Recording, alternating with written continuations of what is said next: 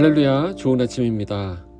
오늘 하루도 주 안에서 기쁨과 평안이 넘치는 날 되시기를 축복합니다. 어제 목요 전도하면서 보니까 미세먼지가 약간 있는 것 같기는 한데 날씨는 너무 좋네요. 교회 바깥 데크 쪽에서 바라보는 불암산이 또한 너무 아름답습니다. 주중에는 저와 우리 교역자들이 잘 누릴 거고요. 주일에는 우리 성도님들 이곳에 나와 커피 한잔 하시면서 풍광을 한번 만끽해 보시기를 권해드립니다. 오늘 본문은 마가복음 11장 27절에서 33절까지의 말씀입니다. 그들이 다시 예루살렘에 들어가니라. 예수께서 성전에서 거니실 때에 대제사장들과 서기관들과 장로들이 나와 이르되 무슨 권위로 이런 일을 하느냐? 누가 이런 일을 할 권위를 주었느냐? 예수께서 이르시되 나도 한 말을 너희에게 물으리니 대답하라. 그리하면 나도 무슨 권위로 이런 일을 하는지 이르리라. 요한의 세례가 하늘로부터냐 사람으로부터냐? 내게 대답하라. 그들이 서로 의논하여 이르되 만일 하늘로부터라 하면 어찌하여 그를 믿지 아니하였느냐 할 것이니 그러면 사람으로부터라 할까 하였으나 모든 사람이 요한을 참 선지자로 여김으로 그들이 백성을 두려워하는지라. 이에 예수께 대답하여 이르되 우리가 알지 못하노라 하니 예수께서 이르시되 나도 무슨 권위로 이런 일을 하는지 너희에게 이르지 아니하리라 하시니라. 아멘. 마가복음 말씀을 계속 이어나갑니다. 어제 본문에서는 예수님이 성전을 청결하게 하신 사건을 살펴보았습니다. 만민이 기도하는 집이어야 하는 곳인데 그곳을 장사하여서 이득을 취하는 강도의 소굴로 만들었다라고 하시면서 책망하셨죠. 자, 그 일이 있고 나자 당시 성전의 소위 책임자들이라고 할 수 있는 대제사장, 서기관, 또 장로들이 예수님께 나와 무슨 권위로 이런 일을 하는지 따져 물었습니다. 자, 여기서 이런 일이라고 하는 것은 앞에서 있었던 바로 그 성전 정화 사건을 가리킵니다. 자, 그들이 볼 때는 이 성전의 질서를 어지럽히는 아주 과격한 분자라고 생각했던 것입니다. 그들 입장에서는 출신도 변변치 못한, 요즘 말로 하면 듣보잡인데 무슨 빽이 있어서 이런 엄청난 일을 하는지 그 권위의 출처를 알고 싶었던 것입니다. 주님은 이 질문에 즉답하지 않으시고 먼저 세례 요한은 무슨 근거로 이스라엘 백성들에게 세례를 베풀었던 것인지 물으셨습니다. 그들의 질문에 대해서 역으로 반문하신 것입니다. 그들은 당황하죠. 당황한 이 지도자들은 자기들은 알지 못하겠다라고 대답을 했습니다. 사실 대답하기 곤혹스러웠던 질문이었던 것이죠. 요한의 세례가 하늘로부터 온 것이라고 한다면 그 세례에 참여하지 않은 자신들은 하나님의 뜻을 거역한 꼴이 됩니다.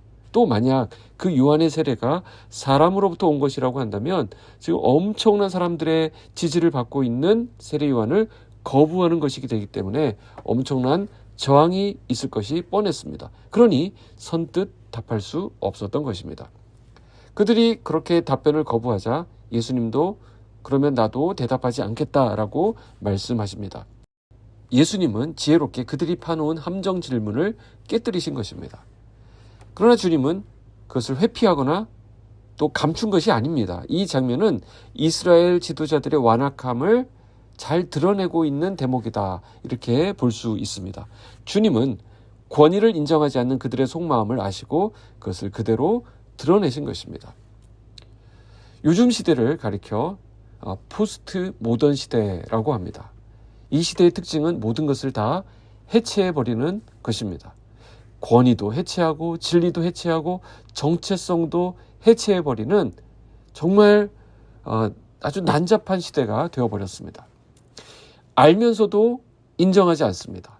뻔히 보이는데도 모른 채 합니다.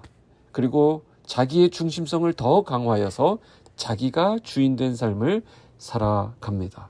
이것이 바로 성경이 말씀하는 죄인 것이죠.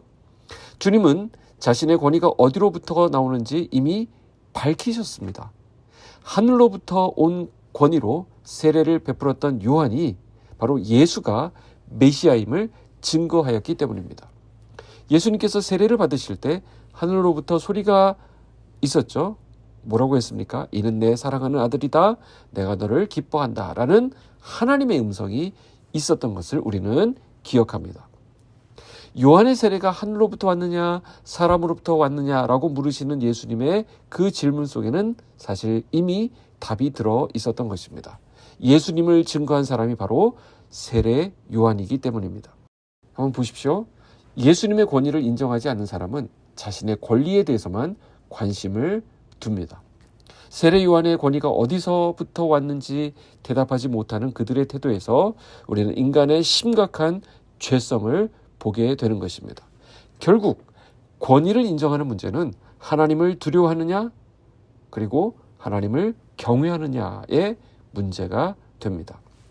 우리의 권위는 성경 말씀입니다. 신구약 66권 말씀 안에 우리에게 주신 하나님의 말씀이 완전하게 기록되어 있습니다. 하나님은 지금도 살아 역사하십니다.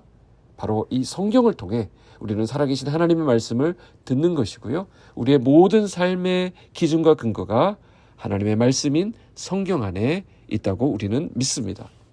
그래서 자기의 감정이나 경험, 지식 이런 것들에 비추어서 섣불리 판단하지 않고 성경의 권위 앞에 복종하는 지혜가 있어야 하는 것입니다.